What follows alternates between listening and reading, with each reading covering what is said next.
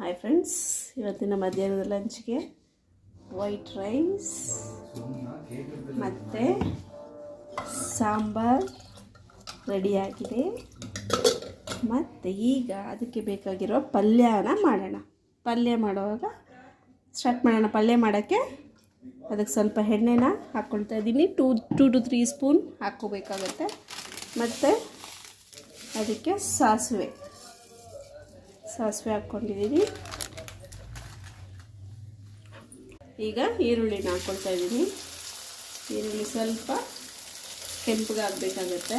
ಆಗಲಿ, ಅದಾಗಿದ ತಕ್ಷಣ ಟೊಮೆಟೊನ ಹಾಕ್ಕೊಳ್ಳೋಣ. ನೋಡಿ, ಈರುಳ್ಳಿ ಸ್ವಲ್ಪ ಕೆಂಪಗಾಗಲಿ.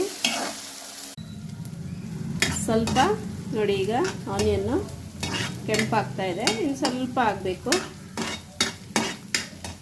ಈಗ ಟೊಮೆಟೊನ ಹಾಕ್ಕೊಳ್ಳೋಣ.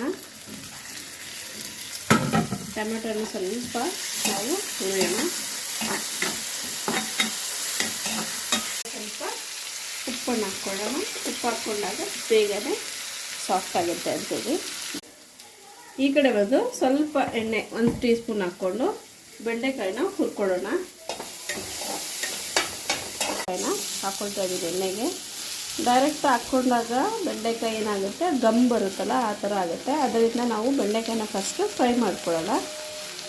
ಈ ಆಯಿಲಲ್ಲಿ ಬೆಂಡೆಕಾಯಿ ಆಯಿಲಲ್ಲಿ ಸ್ವಲ್ಪ ಫ್ರೈ ಮಾಡ್ಕೊಳ್ಳೋಣ.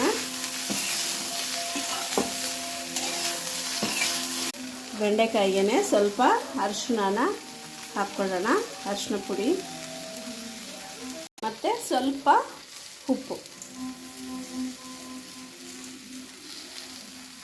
ಉಪ್ಪನ್ನ ಹಾಕಿ ಸ್ವಲ್ಪ ಹೊತ್ತು ಬಾಡಿಸ್ಕೊಳ್ಳೋಣ.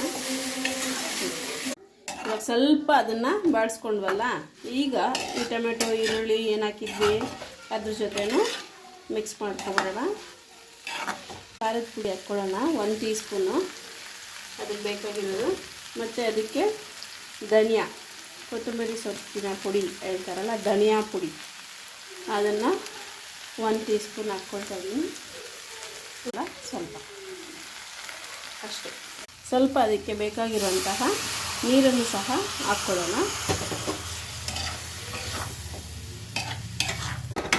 ಆಲ್ಮೋಸ್ಟ್ ಈಗ ರೆಡಿಯಾಗಿದೆ ಪಲ್ಯ ಬೆಂಡೆಕಾಯ್ದು.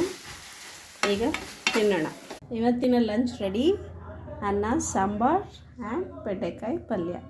ಪ್ಲೀಸ್ ಲೈಕ್ ಮಾಡಿ, ಸಬ್ಸ್ಕ್ರೈಬ್ ಮಾಡಿ, ಶೇರ್ ಮಾಡಿ. Thank you so much.